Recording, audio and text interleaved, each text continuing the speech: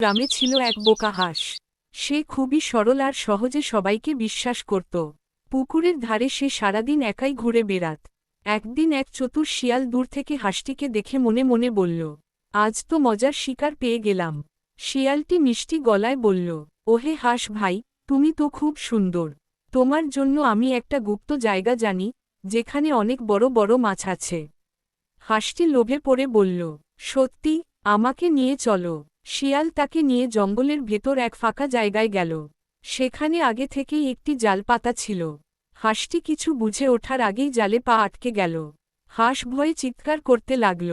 ঠিক তখনই পাশের গাছে বসে থাকা এক বুদ্ধিমান কাক সব দেখছিল। কাক দ্রুত উড়ে গিয়ে গ্রামের কুকুরদের খবর দিল।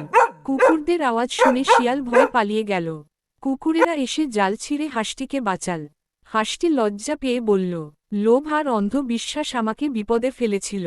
আজ থেকে আমি সাবধান হব।